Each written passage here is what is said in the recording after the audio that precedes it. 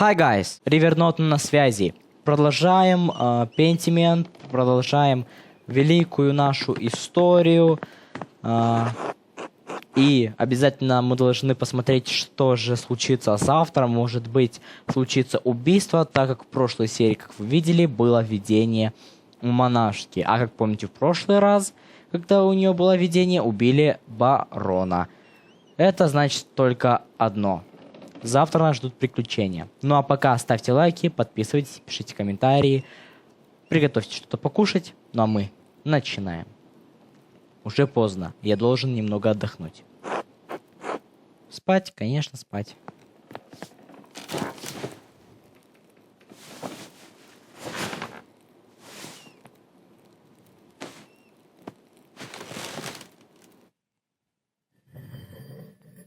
Уверен, что утром мы узнаем то, что что-то кого-то убили. Встреча с иллюминатой в библиотеке. Так, посмотрим. У нас пока только один. Ага. Значит, мы это все закончили, правильно? Где-то да.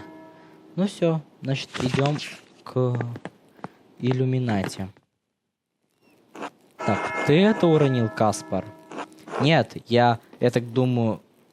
Нет, я так не думаю, мастер. Какой красивый почерк, мастер Андреас. Это вы написали? Это предупреждение. Предупреждение? Что это значит? Предупреждение о чем? Это связано с убийством, которое произошло в прошлый раз, что я был здесь. Как? Я думал, что убийцу поймали. Да, но все не так просто. Давай просто пойдем в библиотеку, Каспар. Хорошо, мастер.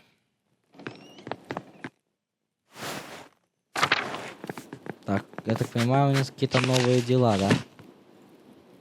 Ну ладно, допустим.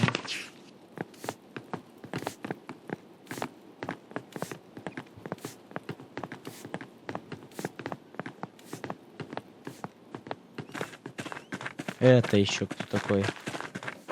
Здравствуйте, Андреас. Так, это задний двор отеля, да?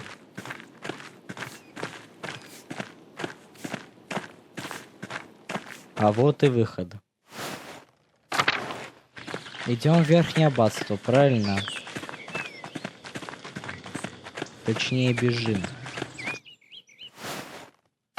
Так, ну мы почти на месте. Осталось подняться по ступенькам. Так, и где же библиотека? Вроде через церковь надо было идти. Так, скрипта, башня. Ой, брат Матье, как я не рад его видеть. Храни вас Господь, Андреас. Угу, тебе то же самое. Старый двор монастыря, ризница. По карте можно спросить. Библиотека не тут, значит, куда-то надо спуститься. Дармиторий. Дармиторий. Старый двор монастыря. Скрипторий. И в скриптории была библиотека, по-моему. Опа, Эдена. Приветствую, мастер Маллер. Здравствуйте, сестра Эдена.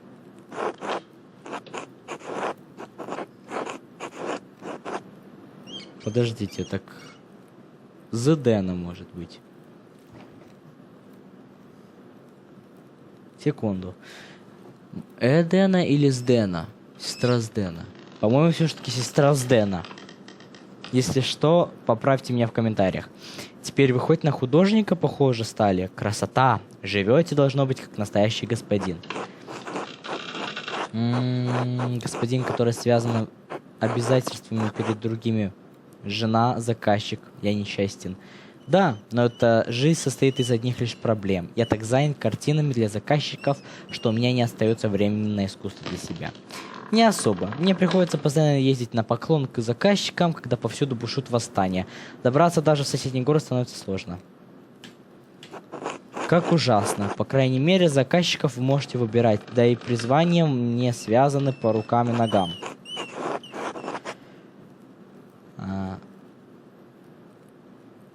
Вы не единственная, кому приходится нелегко... Не. Да, вы не единственная, кому приходится нелегко, знаете ли. А вы все еще так же полны яда, я смотрю. Почему вам не нравится жить в Кирсау, сестра? Вы можете решить свои проблемы, Андреас. Я останусь при своих. Я не такая, как вы, Андреас. Я не выбирала такую жизнь. Моя семья не могла выдать меня замуж за кого-то более влиятельного. Поэтому они сделали пожертвование аббатству. Сумма была достаточно внушительной, чтобы аббатство приняло меня в качестве монахини. Мне пришлось привыкнуть к такой жизни. Я любила свою жизнь до Кирсау. По крайней мере, вы сами выбирали свое призвание. Мне мое просто подсунули и забыли. А теперь вы тут еще и плачетесь на весь Тассинг, как будто вы не самый успешный человек во всем городе.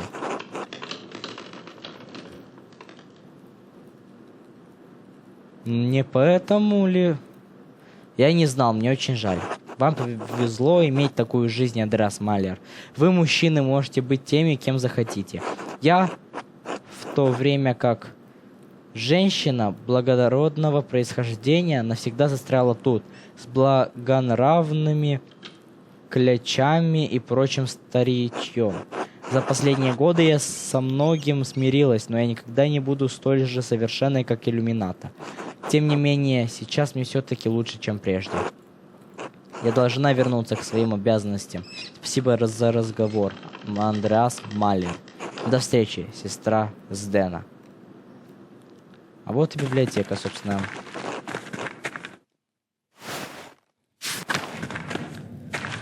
Здравствуйте, сестра Иллюмината. Храни вас Бог. Храни вас Господь, Андреас. Как давно мы не виделись.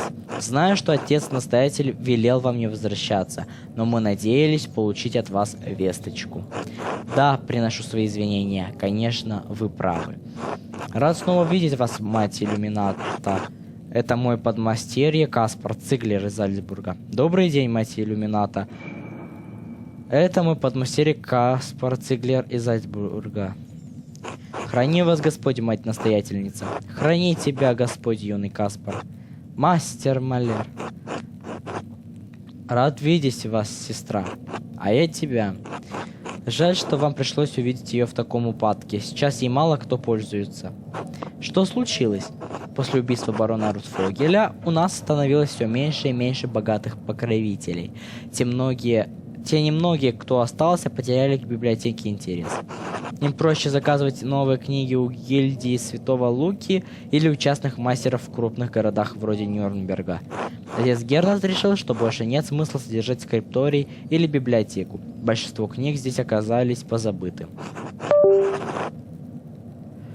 После смерти матери Сесилии ни у меня, ни у сестры Эдены не было времени следить за книгами. Какой кошмар! Кирсау был одним из последних монастырей со скрипторием в Баварии. Трёк говорил, что рано или поздно так и будет. Как любил говорить брат Пьеро, все меняется со временем. Теперь нам остается лишь продать книги желающим. Отец Гернард поручил это мне. И, конечно же, сестре Сдене. Что же, я бы очень хотел присмотреть на ваш каталог книг. Даже не знаю, с чего начать. Мастер Андреас, может, удастся найти что-то для маленькой Магдалены, книгу, которая еще не напечатана? Отличная идея, Каспар. Ну-ка, давай читать. Парцефаль. Возможно, Клаус... Так, а что такое Парцефаль?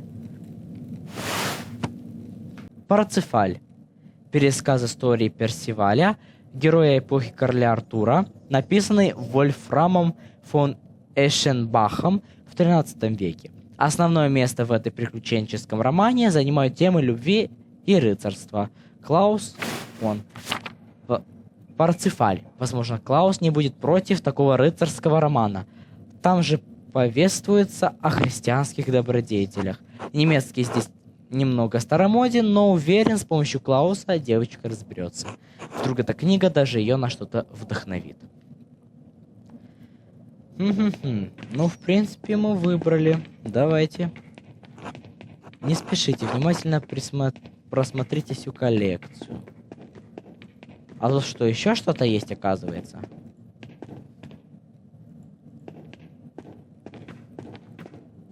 Ну а что тут еще? А, там наверх можно пойти, точно. Я же забыл. Это, кажется, перевод проповедей Оригена на латынь. И, похоже, обгоревший. Наверное, не лучший подарок маленькой Д. Стоп. Здесь тот же почерк, что и в записке, которую я нашел после убийства барона. Значит, над книгой работал автор записки. Надо спросить о ней иллюминату. У нас получается новая тема, правильно? О, Филобиблон Ричарда де Бери. Это трактат о коллекционировании и хранении книг. Возможно, именно из него иллюминаты и Сесилия набрали знаний для управления библиотекой. Безусловно, хорошая книга для дочери печатника. Копия золотой легенды Якова Ворогинского. Каждому доброму христианину надлежит знать легенду о святых. И латынь тут достаточно несложная. Магдалена довольно скоро сможет ее понять. И нам наверх осталось, да? Хорошо, это последний этаж, это очень отлично. Нам осталось еще чуть-чуть. Читать. De Animalibus Альберта Великого.